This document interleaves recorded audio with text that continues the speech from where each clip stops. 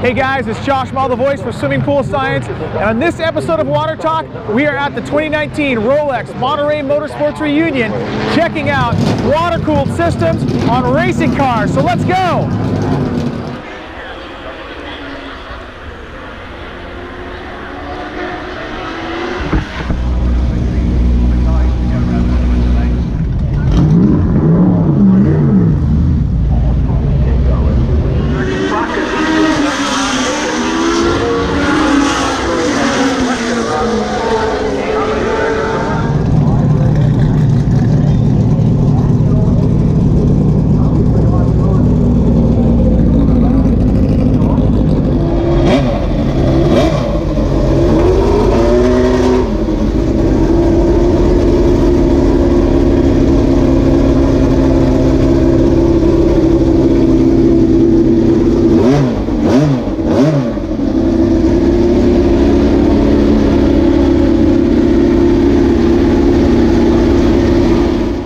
Hey guys, well, we're here with Lotus Team Classic checking out the John Player Special Lotus 91 that Elio De Angelis took to the final win that Colin Chapman saw in his final years before he died. And this car contains the Ford Cosworth DFV motor, a 2.99 liter Ford V8 that's just shy of 200 cubic inches, putting out approximately 500 horsepower. And of course, this is a water-cooled car. So I'm here with Ted from Classic Team Lotus, and he's going to tell us a little bit more about the cooling system on this car. So Ted, what are we dealing with here? I see we've got a radiator right here. We got, looks like some 1.25 inch or 1.5 inch lines that run into the motor. Yep. What kind of coolant capacity are we looking at on this car? 12 to 13 liters. 12 to 13 liters, okay. Now back in the day, I mean, Formula One here, this was cutting-edge technology. What were they using for coolant inside this car? In the old days, they would use water because of the changeover of the engines so much. Okay. Because they would have a practice engine, qualify engine, and a race engine. So it was a constant change of engines. So coolant in them days was not. So it was straight out of the spigot. It didn't matter. They weren't worried about pH or leaching metal out of the inside of the engine. They were not in there long enough to worry about any of those things happening. Yeah. And much like much different than our normal subject here at the Swimming Pool Science videos, this is sort of a reverse heater. You run the water through the engine, and instead of it going to a swimming pool, it's going to a radiator to shave that heat off and get rid of it. So Ted, radiator sitting here, I noticed there's no cooling fans on this car. No. So how long could this thing sit idle before this engine starts to get hot? You would only get about 4 or 5 minutes, and then that's it. 4 or 5 minutes. Wow. Before you get to maximum engine. So sitting at a red light, this thing's not doing so hot. What is the normal operating temperature for this car? 90 degrees is centigrade. It's 90 degrees centigrade. Okay, so it's good pressure. So close to boiling point, ambient temperature. Yep. So about 150, 160 degrees Fahrenheit. Yep. For those on this side of the pond. And so today, vintage engine, the Cosworth DFV, although still probably relatively common in the vintage racing world, still something you want to take care of. Are you guys just still pouring straight water into this engine? No, we use a motel coolant. No? Okay. Neat coolant, yeah. It's not where you have to pre-mix like a 30% to water. Yeah. There's no ratio. It's just neat mix straight into the car. Yeah. So fascinating how these water-cooled engines work, especially on this cutting-edge technology here at the, getting to take a look at it here at the Rolex Monterey Motorsports Reunion. Ted, I want to thank you for your time. Thanks. We're going to go out and check out our next car, which has a little more to do with swimming pools, and it should be pretty cool. So let's go, guys.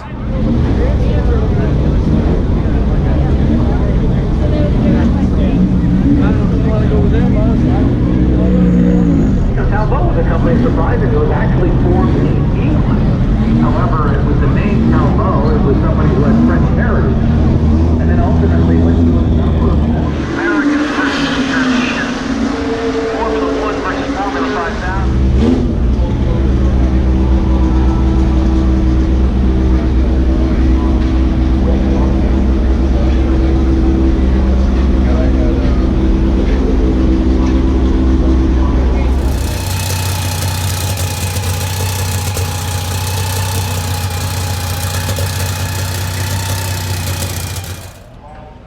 Hey guys, so we moved on. We're checking out a car that's a little more relevant to the pool business. This is the March 84G Kreepy Krauly machine with the Porsche 956 engine, and I'm here with the 901 Shop's Brady Refening to find out a little bit more about the water-cooled heads and how this car stays cool, because it's a little different than a conventional 911, isn't it, Brady?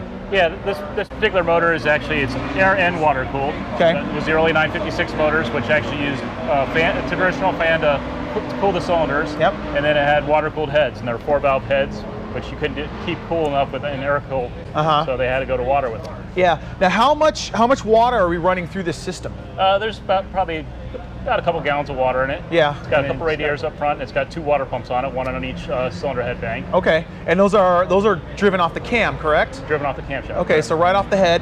And what's the rough plumbing size you guys are running on that? Oh, I'd say they're probably about 1.25 inch piping. 1.25 inch piping? Yeah, runs from the engine to the front. And do you have any idea how many, like, it's obviously the higher the engine revs, the faster that water gets pumped through the system. What do you have a rough idea of how many gallons per minute you'd be running, like at race pace?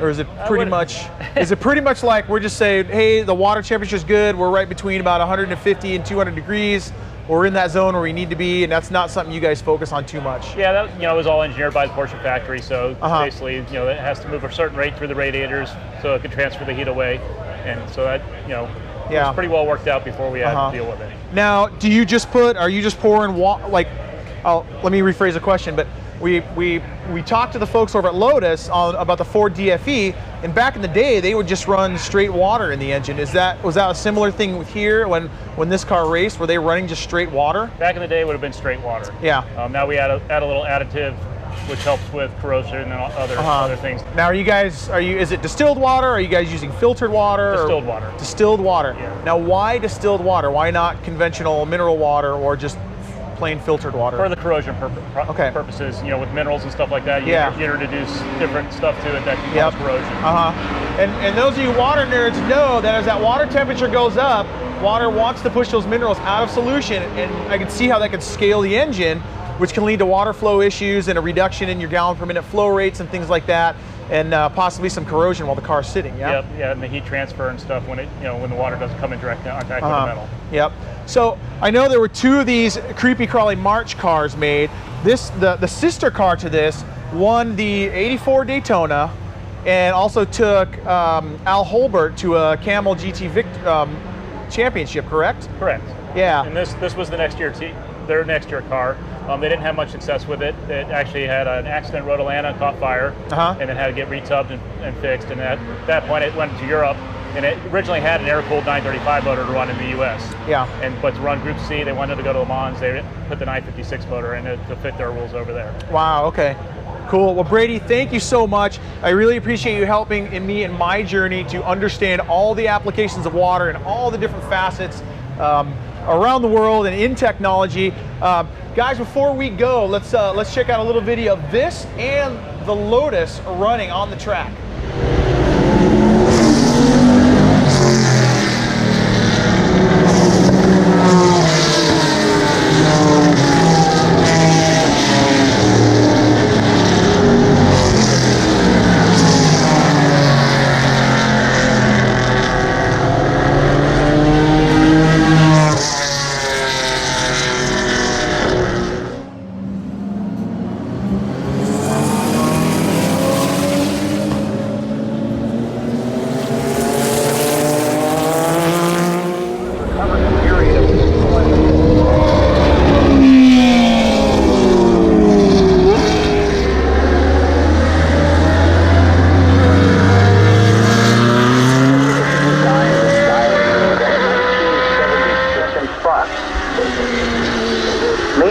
Gregory Sport has motored off some of the distance. He's got about 3.3 seconds over that battle per second. The first time longer. You know, it's incredible to get to see so many amazing history-making cars here at the Monterey Motorsports Reunion. I hope you guys have enjoyed this edition of Water Talk, and if you have, don't forget to like, share, and subscribe. We'll see you next time, guys.